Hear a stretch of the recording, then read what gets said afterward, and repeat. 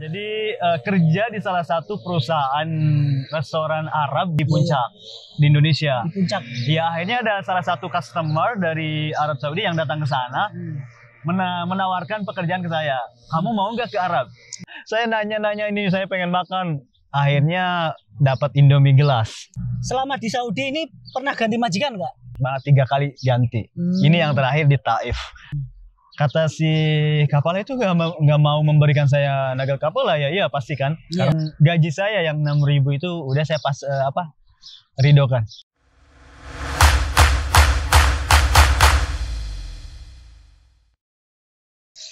Assalamualaikum warahmatullahi wabarakatuh. Ketemu lagi di channel saya Li80. Kali ini podcast dari jauh, kedatangan tamu istimewa dari kota Taif, Kang Hidayat Venturur. Assalamualaikum. Adventurer apa adventure? Adventurer. Adventurer ya. Ini Assalamualaikum. menyempatkan jauh-jauh ke Riyadh loh ini. Jadi kita sebagai YouTuber Riyadh, alhamdulillah diajak ketemuan silaturahmi dan Alhamdulillah. Terutama terima kasih kepada Pak Tatang, yang memediasi pertemuan ini ya. Jadi saya udah lama pengen ketemu sebenarnya dengan YouTuber Arab Saudi terutama, cuman karena saya kan sopir jadi kebebasannya tidak terjamin. Udah jadi, gitu juga jarak ya, iya, karena jarak yang jauh banget gitu dari Riyadh ke Jeddah. Iya, tapi nanti insya Allah YouTuber Riyadh ada rencana pengen keliling Saudi ketemu YouTuber di Saudi. Nah. Insya Allah doakan saja terjadi teman-teman ya. Amin. Ya. Nah ini Kang Hiday, gimana sih pengalaman sampean dulu sebelum ke Saudi? Kenapa dulu pengen ke Saudi? Memilih Arab Saudi. Iya. Wow. Menarik sih pertanyaan ini, sudah sering ya sebenarnya ditanyakan sama beberapa subscriber dan juga YouTuber teman saya di sana. Kenapa saya memilih Arab Saudi? Pastinya jawabannya itu satu, karena dekat dengan Masjidil Haram, Makkah. Ya, ibadah ya. Iya. Itu seneng banget. Pertama saya pengen ke sana dari Indonesia itu berpikir, aduh gimana nih bisa untuk umroh haji? Dan haji gitu. Akhirnya, wah kayaknya menarik sih melihat orang-orang yang kerja di Arab. Gitu. Terus sebelum ke Saudi itu dulu kendalanya apa? Apa langsung bisa ke Saudi atau bagaimana? Untuk biaya atau apa gitu? Saya sih pertama ke Arab Saudi itu sebenarnya alhamdulillah ya, keberuntungan. Jadi saya itu benar-benar sendiri, nggak ada sponsor, nggak ada orang yang menyuruh saya kerja, maksudnya kayak calo gitu, nggak ada. Jadi saya itu benar-benar sendiri. Jadi kerja di salah satu perusahaan restoran Arab di Puncak, di Indonesia. Di Puncak. Ya akhirnya ada salah satu customer dari Arab Saudi yang datang ke sana. Menawarkan pekerjaan ke saya. Kamu mau nggak ke Arab? Gitu kerja di perusahaan saya dengan gaji sekian, gini lah. Wah, di situ saya otomatis berpikir, wah saya pernah ada keinginan untuk kerja di Arab. Selain dari itu juga alhamdulillah basic dalam bahasa Arab udah ada lah sedikit-sedikit. Kenapa enggak? Nah ini teman-teman, ini salah satu contoh keajaiban ya. Jadi di Arab Saudi itu kadang terjadi keajaiban, misalkan ada TKW yang disekolahkan model, nanti dia jadi desainer. Atau mungkin ada TKI yang disekolahkan komputer, dia akhirnya jadi insinyur gitu. Dan kebetulan Kang Hiday ini termasuk salah satu yang ada keajaiban. Dulu di Indonesia ketemu dengan orang Saudi dan diberi visa seperti itu ya? Iya, calling visa. Itu kira-kira tahun berapa tuh Kang Hiday? Tahun lupa lagi, pokoknya 5 tahun dah. Sekarang itu 5 tahun. Berapa ya? Nah terus dulu ada nggak orang tua melarang atau bagaimana? Nah itu dia. Tentunya saya. Oh maaf, ini sudah menikah atau belum? Saya ini paling kesel nih ditanya seperti ini. Nih kepada subscriber yang belum menikah, ada jomblo berkualitas. Silakan taaruf jangan yang aneh-aneh. Ya benar banget sih, belum menikah, saya masih single, masih berpikiran ke karir istilah. Kalau artis semuanya karir. Terus gimana dulu, orang tua melarang atau mengizinkan atau bagaimana dulu? Orang tua sih sebenarnya waktu itu kan saya ada tawaran, langsung saya bertanya ke orang tua. Gimana nih saya kalau berangkat ke Arab boleh atau tidak? Karena satu sisi saya juga orang tua harusnya kan saya kuliah, tapi saya tidak kuliah waktu itu. Ya udah, karena ekonomi juga kurang. Iya, iya. Akhirnya membolehkan sih. Dia memberikan ke saya itu terserah itu. Terserah pada saya. Apakah saya harus mau berangkat? Silahkan. Enggak juga nggak apa-apa. Nah, ini terus ketika pertama kali tiba di Arab Saudi ini di mana? Di Jeddah, di Madinah atau sebenarnya di Riyadh. Oh, di Riyadh, malah di Riyadh pertama kali. Di Riyadh. Saya nggak tahu Arab Saudi. Yang saya tahu itu Riyadh, Makkah, Madinah. Itu sih yang saya tahu. Arab Saudi itu cuman 3 kota, kayak negara kecil gitu. Iya, iya. Dan saya itu dari Riyadh itu cuman dari Jakarta ke bandara, bandara terus ke dari Riyadh itu ke daerah selatan. Oh, ke daerah selatan. Di situ saya kira wah, pas nyampe di Riyadh ya, aduh alhamdulillah musim dingin ya. Wah, saya kira ini udah sampai Arab Saudi gitu ya, udah sampai sini. Tapi ternyata majikan saya itu telepon, masih jauh. Gitu ya. Jadi transit aja ya. Iya. Dulu pertama kali di Saudi tuh perasaannya bagaimana? Maksudnya perbedaan cuaca, perbedaan budaya. Kira-kira dulu ada perasaan dalam hati menangis atau tidak, seperti saya dulu kan pertama, aduh kok gini amat saya ini, pas musim panas saya di sini nih, jadi panas banget di sini, saya ini tahan apa tidak, kira-kira bagaimana? Mungkin pas hari pertama itu seneng banget ya pastinya, karena kan dari PT itu nanti pengen terbang. Oke, saya sampai ke Riyadh, wah seneng, alhamdulillah udah sampai. Tapi ternyata si majikan telepon, kamu harus naik bis dari Riyadh nanti jam 5 sore. Sedangkan saya jam 12 sudah ada di sini. Dari jam 12 sampai jam 5 nunggu di terminal di bandara Sapko. Oh, di Sapko, di terminal bis. Iya, itu lama banget dan lapar. Waduh. Tapi ada uang saku nggak dulu? Ada uang buat beli makanan nggak? Iya, kebetulan waktu itu saya juga ada ATM dari Indonesia tapi nggak tahu gimana cara memakainya di sini. Cuman ada 50 uang kas, 50.000. 50.000 bukan 50 real. Iya, 50.000. 50.000 enggak laku. Iya. Saya nanya ini, saya pengen makan. Akhirnya dapat Indomie gelas. Indomie gelas. Akhirnya makan di sana dikasih. Tapi bayar uang pakai 50.000 itu dikasih. Iya. Mau gitu orang. Mau. Alhamdulillah ya, kebetulan ya. Ya, akhirnya jalan lah, sampai di perjalanan itu jauh banget. Pas di perjalanan itu mobil itu kan, si bis itu transit untuk yang makan. Waduh, gila aja 12 jam pasti saya lapar lagi. Lapar lagi. Dan saya kira itu udah sampai. Ternyata mereka hanya untuk makan saja. Aduh, saya nggak tahu harus ngapain, nggak ada uang. Nah, terus tapi ada aja sih yang ngasih. Iya. Selama di Saudi ini pernah ganti majikan nggak? Pernah. Berapa kali ganti majikan? Jadi majikan yang pertama dulu, terus ganti lagi. Terus ada masalah apa? Kira-kira ada masalah apa dulu dengan majikan yang dulu? Banyak banget, 3 kali ganti. Ini yang terakhir di Taif. Pertama yang ngasih visa itu sebenarnya sih untuk yang pertama baik banget ya, karena dia udah memberanikan untuk ngasih visa gratis ke saya dari Arab Saudi. Tapi setahun 2 tahun akhirnya ganti manajer.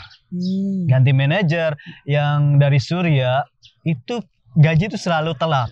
Oh gitu. Jadi bulan ini telat, bulan yang ini bayar. Nanti 2 bulan telat, bulan bayar. Sampai ke-3 sampai ke-4 bulannya. Wah, saya pikir-pikir lama-kelamaan akhirnya saya nggak mungkin untuk meneruskan bekerja di sini.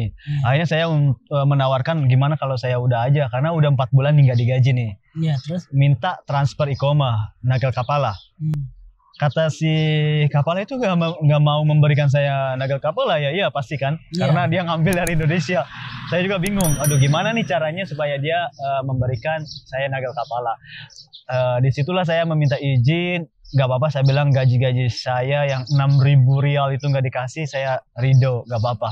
Yang penting saya bisa nagal kapala ke Jeddah.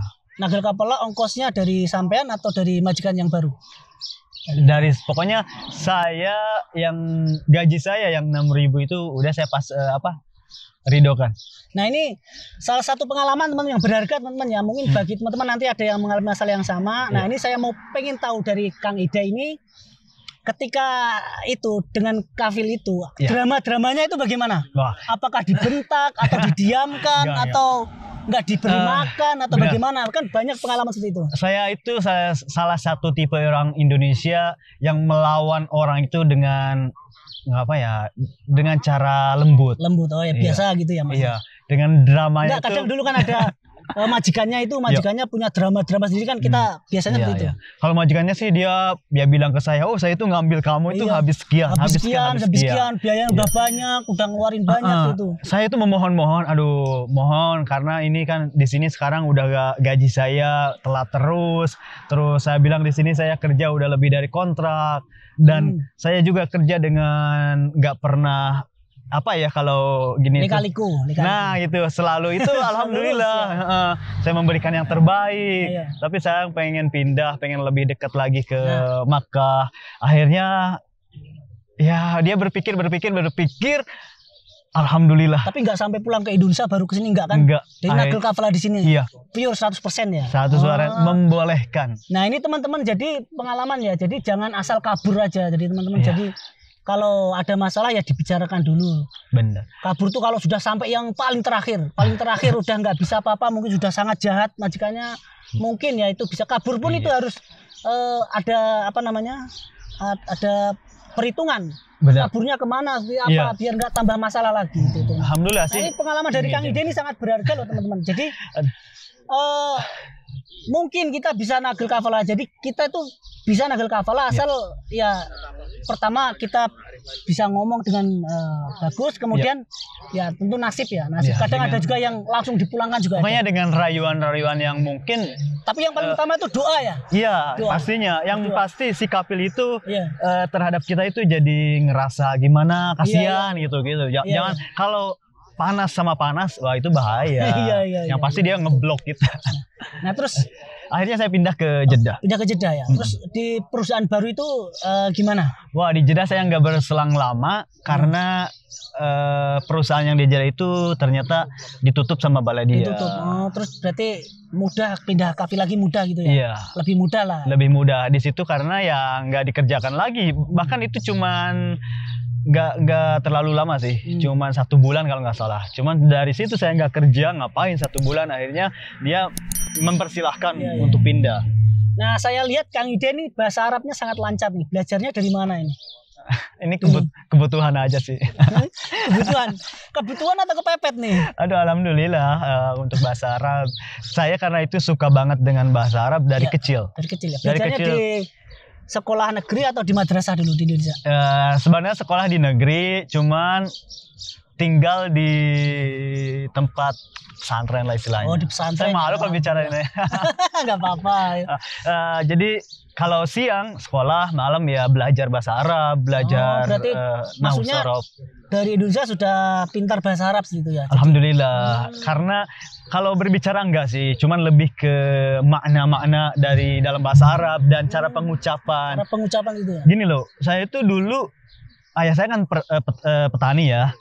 Nah, ketika saya harus ke sawah, karena saya suka dengan bahasa Arab, dulu belum ada HP. Saya itu bawa kamus.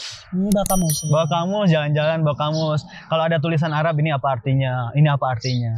Seneng dengan bahasa Arab. Iya. Terus ini pencapaian Kang Ide ini kan udah termasuk lumayan ya di YouTube ini. Alhamdulillah. Terus apa namanya? Kalau kerjanya di Saudi itu dari gaji di Saudi itu bagaimana? Sebenarnya kalau masnya gini, gimana? Apakah dulu dengan majikan baru Ittifaq gaji baru atau seperti apa? Dari pertama alhamdulillah majikan yang pertama saya nggak ada. Iya Ittifaq sih dengan gaji yang 1.200 beneran waktu pertama. Tapi alhamdulillah 3 bulan naik 200. 3 bulan naik lagi.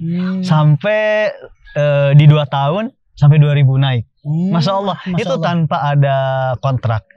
Maksudnya nggak tahu, saya kerja 2 tahun sih, maksudnya kontrak gaji cuman 1.200 pertama, tapi 3 bulan naik alhamdulillah. Cuman pas kesananya yaitu mogok. Nah terus apa namanya, dari pengalaman Kang Ide ini saya lihat di channelnya Kang Ide. Jadi teman-teman kalau belum subscribe Kang Ide Adventurer, subscribe teman-teman ya. Harus. Juga ada teman-teman nih, ada Kang Nyas News, ada Pemburu Real, subscribe, jangan lupa. Ada Tatang tuh Warkop TKI. Nah, Warkop TKI silahkan. Ini yang alhamdulillah memediasi nih Kang Ide. Nah, pengalaman saya lihat dari YouTube Kang Ide itu mewawancarai TKW ilegal, terus masalah tiket, masalah kepulangan TKI sekarang di masa pandemi ini. Bisa cerita nggak gimana itu ceritanya? Atau pertama cerita ini masalah TKW ilegal dulu lah. Iya. Problemnya itu di mana? Misalkan ada yang pulang. Saya senang banget sih menyimak tentang TKW atau TKI yang ilegal karena ini konten yang sangat sensitif banget sebenarnya, tergantung kita membawakannya nih. Jadi harus sangat hati-hati untuk membawakan TKI yang ilegal. Karena satu sisi orang-orang itu ngerasa mereka itu dikesampingkan. Ya, satu sisi juga mereka kalau kita bahas sedikit aja mereka akan marah, tersinggung. Tersinggung. Nah, oleh karena itu kita membawakan dengan yang dibutuhkan sama mereka. Alhamdulillah di situ saya mendalami beberapa konten tentang TKI ilegal dari KJRI ya tentunya. Dari KJRI Jeddah juga menjelaskan bahwa ada beberapa kenapa mereka itu memutuskan untuk kabur. Banyak sekali sih poin-poin memilih untuk kabur atau memilih untuk ilegal. Pertama, karena beberapa kasus. Kasus pertama itu pastinya karena kekerasan dari seorang majikan yang memang tidak bisa dipertahankan. Tapi bukankah itu alasan klasik ya sebenarnya? Ya mungkin. Kalau di persentase itu yang kekerasan majikan atau karena pengen gaji lebih itu? Nah, kedua ada yang karena pemerkosaan. Itu sih dari KJRI ya, dari Pak Yusuf. Karena pemerkosaan, akhirnya mereka lebih memutuskan untuk kabur. Dan juga ada karena memang tidak digaji. Itu. Kecuali kalau di luar dari itu misalkan pengen kabur karena menikmati kelebihan dunia bebas, terus pengen gaji besar. Oke, itu sih di luar kerja pemerintahan. Kalau misalkan dari kekerasan, karena ada yang majikan yang keras banget istilahnya, maksudnya sampai berani memukul atau itu ya udahlah. Iya, itu kan sudah di posisi yang sangat sangat fatal ya. Makanya pengen kabur gitu. Nah, kalau TKW ilegal atau TKI ilegal itu kalau kepulangannya bagaimana? Apakah dia tergantung kalau di itu ada iqomah itu namanya apa? Saya lupa. SPLP dan sama apa? Kalau di tarhil. Enggak. Ada yang bisa pulang, ada yang enggak. Itu kan kalau misalkan majikan melaporkan itu. Ya. Tentunya pasti sih. Karena seperti yang saya bilang barusan bahwa kenapa TKI ilegal kabur dari majikan, yaitu diantaranya beberapa poin. Tapi yang seperti Pak Yusuf dari KJRI bilang bahwa untuk TKI ilegal yang ingin pulang, bukan maksudnya gini ya. TKI ilegal itu sebenarnya nggak bakalan kabur kalau memang majikannya baik. Karena orang Indonesia tahu sendiri ya, orang Indonesia itu baik. Dan ketika memang orang Indonesia udah kabur atau TKW sudah kabur, maka majikan akan melaporkannya, baik secara fitnah ataupun nyata. Fitnah diantaranya itu balak syurta. Jadi mereka melaporkan pencurian. Balak huruf. Nah, kalau balak huruf mereka melaporkan kabur. Kalau yang balak huruf itu yang belum di balak huruf kan dia susah pulang. Nah, kalau balak huruf berarti prosesnya insya Allah gampang. Nah, kalau yang sudah di balak berarti balak huruf kalau belum di balak huruf kemungkinan bisa pulang gitu ya? Iya, kalau yang balak huruf insya Allah bisa pulang sih, cepat. Bisa pulang ya, alhamdulillah. Yang paling bahaya itu di balak syurta, itu akan permasalahannya makin lama. Iya, kriminal. Wah, dituduh pencurian lah. Tuduh apa gitu ya. Tapi insya Allah pemerintahan juga tahu kok orang Indonesia itu amanah, enggak. Kalau pencuriannya mereka enggak. Itu hanya tuduhan-tuduhan majikan saja. Kita sudah bisa membaca. Tuduhan-tuduhan. Nah, terus soal tiket ke TKI ilegal, ilegal itu ini gimana? Babras semua ini. Gimana nih? Untuk TKI ilegal ya karena kita sudah ibaratnya nasi udah jadi bubur. Kita sudah jadi kaburan, kita sudah jadi ilegal, tetap sih kalau mau pulang insya Allah ada jalan. Tapi tetap saya mohon kalau masih bisa dipertahankan dengan resmi, dengan majikan yang baik, meskipun gaji kecil, tetap pertahankan. Kalau udah kita mau pulang, udah jadi ilegal mau pulang ya udah nggak apa-apa sih. Ada jalan. Blacklist berapa sih? 5 tahun ya? 5 tahun sampai 10 tahun. Jadi tergantung kesalahan, nggak bisa balik lagi ke sini. Ya, bisa belinya di mana kalau TKW ilegal? Misalkan saya TKW ilegal, saya pengen pulang. Saya pengen ke siapa itu? Ya, yang ilegal, pastinya kita harusnya sih merujuk. Kalau misalkan nih, kalau kita kaburannya dari majikan mau kabur harusnya ke pemerintahan Indonesia langsung. Ke KJRI Jeddah. Cuman kadang banyak yang ilegal yang udah kerja di luaran, itu KJRI kadang juga menolak. Karena udah kerja di luaran. Itu pergi ke Tarhil, ke imigrasian Arab Saudi. Arab Saudi, oh ke Tarhil ya. Jadi memang ke Tarhil dulu. Yang melalui Tarhil. Karena harus proses. Nah, masalahnya ini kan ada oknum-oknum yang memanfaatkan. Jadi ada uang, harus ada uang berapa, nanti saya jamin bisa pulang seperti itu. Kadang-kadang itu ada sih. Ada sih. Sebenarnya itu juga wajar ya istilahnya. Mereka untuk transportasi untuk bisa ke sana. Sebenarnya sih ada beberapa jalan. Agar hati-hati gitu. Maksudnya di nominal berapa itu wajar gitu. Ya benar. Harga di nominal berapa itu? Misalkan 2.000, 3.000, 4.000. Saya jawab untuk masalah Tarhil sebenarnya gratis. Iya, terus. Cuman kita tidak bisa bawa barang apa-apa kecuali bawa pakaian aja yang dipakai gitu. Terus itu melalui pemerintahan Arab Saudi. Yang kedua, kita juga bisa melalui jalur misalkan si kapilnya mau mengurus kita. Tapi tentu saja goroma yang akan kita keluarkan atau kapil keluarkan itu besar banget. Besar ya. Yang ketiga, kita bisa melalui jalur depan. Jalur depan jadi resmi gitu. Resmi, kayak orang resmi bisa bawa koper, bisa apa namanya? Ya kayak orang resmi aja gitu, bebas bawa barang-barang ke depan. Cuman biayanya tentu lebih tinggi. Lebih besar. Dan kita jangan pernah, saya sih menawarkan akan hal itu. Pastinya itu tergantung ada penerbangan nih. Ada penerbangan tanggal sekian, kita juga bisa ikut. Kadang mereka kemahalan. Harusnya ya mau gimana lagi? Emang timnya. Kenyataannya seperti itulah, teman-teman. Nah, terus kedepannya ini bagaimana? Kedepannya, karena soal ada aplikasi Tawakalna ini. Aplikasi Tawakalna kan setahu saya itu dia berbasiskan GPS. Jadi GPS itu kita tahu keberadaan kita, kemana-mana tahu kita. Nah, untuk TKI ilegal tuh, TKW ilegal nanti bagaimana? Kalau yang keluar-luar itu? Wah, yang keluar agak susah. Tentunya. Kalau diam di rumah tentu ya nggak masalah diam di rumah. Iya, tentunya sih untuk saat ini saya harap jangan ikut-ikutan untuk keluar dulu. Takutnya nanti kena pelanggaran. Maksud saya, nggak apa-apa sih. Cuman takut nanti ada polisi yang memeriksa, kita tidak mempunyai tawakalna ya kena pelanggaran. Kenapa kamu keluar ke tempat umum? Kenapa kamu masuk mall? Gitu. Iya, seperti itu. Nah, terus soal tiket lagi nih, tiket yang TKI resmi nih, kan sekarang masa pandemi nih, penerbangan susah. Dan saya lihat di YouTube Kang Ida ini bahas-bahas soal tiket lah. Nah, ini gimana nih? Ada penerbangan bagaimana nih? Nah, bener banget, untuk masalah ini juga bagus sih, karena banyak sekali majikan yang nggak percaya dengan adanya penerbangan. Mereka berpendapat bahwa penerbangan saat ini ditutup. Namun ternyata jadi enggak, maksudnya TKW-nya ditipu gitu. Makanya bukan ditipu ya, dibohongin agar bertahan. Mungkin kedua kemungkinan sih, kemungkinan. Mungkin benar atau mungkin memang benar-benar nggak tahu. Nah, makanya saya beritahu. Kenyataannya bagaimana nih?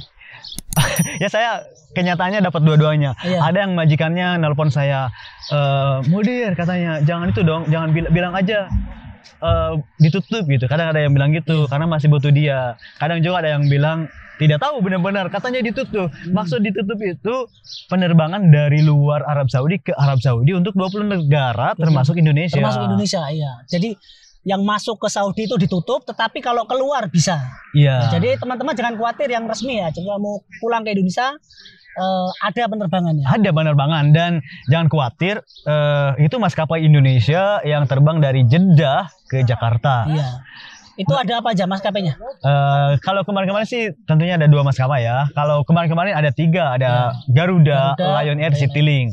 Tapi untuk saat ini kayaknya Garuda aja nih. Untuk yang terakhir nih, Insya Allah tanggal 15 Februari kita ada Garuda akan terbang dari Jeddah ke Jakarta. Terus kira-kira Kang Ide bisa nggak nanti kalau misalkan ada yang hubungi Kang Ide mau beli tiket itu bisa nggak? Wah, tentu aja dong, bisa, silahkan yang berhubungi yang mau tiket untuk kepulangan WNI dari Jeddah Jakarta silahkan. Dan tidak hanya dari Jeddah saja, bisa dari luar Jeddah. WhatsApp atau nomor? Di WhatsApp silahkan. Nah, ini nomornya nanti saya kasih di bawah sini ya. Berapa nomornya nih, Kang? Silahkan nanti dilihat aja di deskripsi ataupun di video ini di bawah ya. Nanti saya kasih nomor di sini ya nanti insya Allah.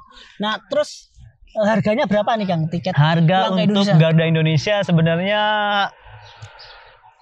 Ini sih pokoknya kalau mau untuk dari sekarang juga silahkan biar harganya masih murah. Karena Masih kalau murah, ya? semakin dekat nanti takutnya kursi penuh dan harga semakin tinggi. Bisa di WhatsApp saja. Kalau rentangnya itu bagaimana rentangnya? Jadi misalkan saya mau bulan depan mau balik, Ya. pesannya sekarang atau nanti 2 Nah minggu itu akan dia, datang? karena ini kan kita masih dalam masa pandemi, Iya. jadi dari pihak Garuda pun, dari pihak maskapai pun belum memberikan beberapa jadwal yang real gitu. Jadi masih memberikan jadwal yang tanggal 15 aja. Nggak tahu apakah ada tanggal 27, apakah tanggal bulan Maret. Untuk saat ini kita belum bisa nge-share. Sebenarnya sebelumnya ada sih, cuman karena masih di suspend, ditangguhkan, jadi kita masih belum. Jadi apa kita uang muka dulu atau nanti ada kabar tanggal berapa terbang Enggak. baru kita beli itu? Enggak.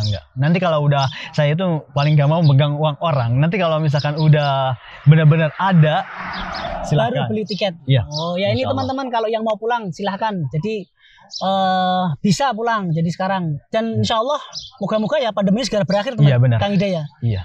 Kayaknya sih insya Allah lah, insya Allah. Jadi insya Allah mungkin 6 bulan atau 7 bulan mungkin agak pandemi sudah agak berkurang insya Allah. Amin. Ya saya harap seperti Soalnya itu sih. sudah mulai ada vaksin gitu. Tentu saja. Oh, pengalaman apa ada TKW yang pulang terus harus PCR atau tes itu gimana? Tentu Dulu, saja. apa ada hambatan atau gimana? Tentu saja sih, sekali lagi sepertinya ini sudah pada tahu ya, setiap penerbangan harus ada PCR ya dari rumah sakit. Namun itulah spesial dari pesawat Garuda Indonesia, kalau kita tidak punya PCR diperbolehkan untuk terbang tanpa PCR. Oh, berarti tanpa PCR boleh teman-teman. Jadi jangan khawatir ya. Soalnya saya kemarin nganter pembantu dari Ethiopia, dia PCR dan kalau malam datang itu antrinya Masya Allah, minta ampun antrinya nggak tanggung-tanggung. Harus pagi-pagi pokoknya. Karena di Indonesia kita masih harus karantina. Iya. Ketika tiba di Indonesia atau di Jakarta harus karantina 5 hari dan di situ kita akan di swab lagi 2 kali. Jadi sama aja kita iya. kelihatan positif apa negatif. Nah ini pertanyaan terakhir. Boleh lah. Apa tempat di Taif wisata-wisata yang menurut Kang Ide bagus? Di mana aja di Taif? Di Taif itu sebenarnya daerah gunung. Iya, kita akan menemukan sesuatu yang berbeda dari Arab Saudi lainnya ya istilahnya. Soalnya daerah tinggi itu ya. Mungkin kita memikirkan Arab Saudi itu panas, gersang. Panas. Ketika ada di Taif, hijau, dingin. Bagus, dingin. Nah, yang saya suka itu daerah Al-Hada. Al-Hada yang jalannya lingkar-lingkar itu. Ya, lingkar-lingkar dan banyak monyetnya itu. Nanti saya ke sana. Siap. Boleh nih, Kang. Siap. Oke. Oh, bisa naik itu ya, naik kereta itu. Telefrik. Oh, ya. Teman-teman nih ada wisata di Taif naik kereta. Nah, itu dia. Al-Hada itu mantep lah pokoknya. Mantep, ya. Terus makanan yang di Taif yang paling tidak cocok dengan sampean apa? Paling tidak cocok di Taif. Kalau saya tahu orang Indonesia itu semua makannya yang penting ada sambel. Saya tahu itu. Jadi makan apa aja ada sambel. Iya sih. Yang nggak suka makanan di Arab apa ya? Perasaan saya sekarang udah hampir suka semua. Udah lidah Arab ya? Iya, udah lidah Arab sih. Kalau saya nggak suka yang manis-manis. Banyak kan manis saya nggak terlalu suka. Iya sih, sama kalau yang kalau untuk manis-manis. Kalau makanan favorit Arab ya tentu saya shawarma sih suka. Shawarma ya, kalau shawarma ya suka. Dulu pengalaman kerja di restoran masak apa itu? Tentunya karena saya itu kerja di American Restaurant yang sekarang ini. Oh, berarti fast food itu ya? Iya, jadi lebih ke burger, terus salad. Namun saladnya itu bernuansa internasional. Jadi sebenarnya banyak ilmu juga sih kerja di sini itu. Gini loh, salad paling kita kalau beli berapa atau kalau bikin 5 real cukup dah. Beli ini tapi kita jual dengan harga 40 real. Bahwa itu menarik dan Masya Allah. Kita bikin Greek salad, terus roka salad. Roka salad tahu gak? Roka itu kalau di Arab jerjer ya. Iya. Itu bisa dibikin harga 35 real. Padahal ya tergantung kita gimana cara bikinnya dan penyajiannya. Iya. Oh iya. Pengalaman. Jadi pengalaman di Saudi ini kita bisa aplikasikan di Indonesia. Jadi nanti siapa tahu Kang Ide buka restoran nih nanti. Amin. Iya. Nanti kalau buka restoran kasih nama apa Kang? Wah. Kang Ide Adventure Restoran gitu atau mungkin sih adventurer atau enggak, karena saya sekarang kerja di salah satu restoran namanya tuh Buffalo Wings and Rings.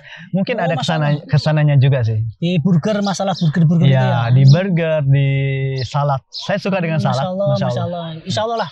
Nanti dikabarin kalau buka restoran, teman-teman yang di Indonesia bisa datang ya. Iya, siap. Mau buka restoran di mana? Di Cianjur atau di mana nih, Kang? Iya dong, Puncak pastinya. Iya, Puncak iya ya. Oh ya, ini buat gadis-gadis Cianjur, jomblo berkualitas, silakan daftar. Siap, insya Allah. Oke, nah podcast kali ini itu saja Kang Ide. Mungkin di lain Makasih Mas Ali. di lain waktu kita bisa ketemu lagi, insya Allah. Kalau ada waktu dan mungkin ada apa namanya, mungkin saya yang kesana lah, insya Allah nanti kalau ada waktu, kalau ada nasib ya teman Kang Ide ya. Oke. Terima kasih teman-teman. Wassalamualaikum. Ciao. Thank you. Ciao.